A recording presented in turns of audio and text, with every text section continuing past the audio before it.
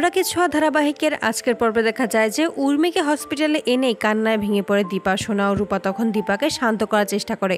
সূর্য দীপার কাছে এসে বলে, আপনি প্রার্থনা করুন, নিশ্চয়ই আপনার প্রার্থনা উপরওয়ালা ঠিক শুনবে।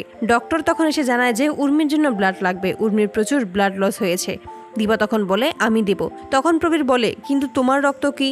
তখনই দীপা বলে, আমি জানি আমরা সৎ বোন, কিন্তু আমাদের রক্তের গ্রুপ এক, আমি আমার বোনকে রক্ত দেব। এই বলে ডক্টরের সাথে চলে যায় দীপা। কেবিনের ভেতর প্রবেশ করেই উর্মির দিকে তাকিয়ে দীপা আগের সকল স্মৃতি মনে করতে থাকে। তারপরে উর্মি গিয়ে রক্ত দেয় দীপা। অপরদিকে রুডি চিৎকার করে বলতে থাকে, এটা হতে পারে না, আমি এভাবে ধরা পড়তেই পারি না।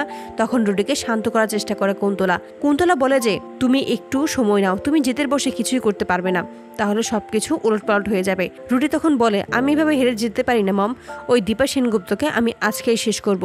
কুন্তলা তখন বলে, তুমি এটা কেন বুঝতে পারছো না? দীপা সেনগুপ্ত বেঁচে থাকতে আমরা সেনগুপ্ত পরিবারের কোনো ক্ষতিই করতে পারবো না। কুন্তলার কোনো কথা না শুনে ক্ষিপ্ত হয়ে রুডি চলে যায়। অন্যদিকে সূর্য প্রবীরকে বলে দীপাকে। সবাই চুপ হয়ে যায়, কেউ কোনো কথার উত্তর দিতে পারে না। সবার কাছে এসে বলে, আমি তো তোমায় জিজ্ঞেস করেছিলাম দীপাকে, কিন্তু তুমি তো বলেছিলে দীপা সেই ব্যক্তি যে আমাদের সবকিছু শেষ করে দিয়েছিল। সোনা তখন বলে, আমি তোমাকে ভুল বলেছিলাম বাবা, দীপা তোমার স্ত্রী, আমাদের মা। ঠিক তখনই দেখা যায় যে হসপিটালের নার্স সেজেই রুডি প্রবেশ করে। ভাবতেই থাকে যে ওই দীপা সেনগুপ্ত কোথায় গেল, এখানেই তো বাকি সবাই আছে, তার মানে ওই উর্মির সাথে কেবিনের ভেতর নিশ্চয়ই আছে। উর্মির কাছে এসে বলে, তোমাকে সুস্থ হতে দেওয়া চলবে না, তুমি সুস্থ হলেই তো আমাদের বিরুদ্ধে সাক্ষী দেবে, তাই তোমাকে আমি এখানেই শেষ করে দেবো। পাশ থেকেই দীপা বলে, নার্স এত ঝুঁকে কি করছে, এটা আমাকে দেখতেই হবে। রুডি তখন উর্মির হাতে লাগানো সমস্ত কিছুই খুলে ফেলে। উর্মিকে যেন সেখানে মারা যায় তার সমস্ত ব্যবস্থাই করে ফেলে। আড়াল থেকেই দীপা সমস্তটাই দেখতে পায় আর বলে যে, যেভাবেই হোক উর্মিকে আমায় রক্ষা করতেই হবে। যখনই উর্মির অক্সিজেন মাস্ক খুলে ফেলে, ঠিক সেই মুহূর্তেই দীপা হাতে একটা ধারালো অস্ত্র নিয়েই রুডির পায়ে গেঁথে দেয় আর রুডি চিৎকার করে ওঠে।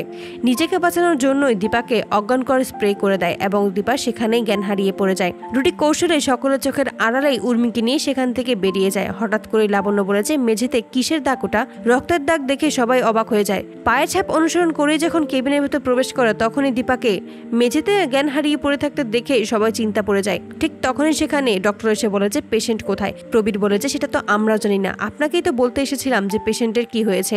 তখনই সূর্য বলে যে, এখানে একজন এসেছিল, কিন্তু সে যাওয়ার সময় একটা স্ট্রেচার নিয়ে গেছে।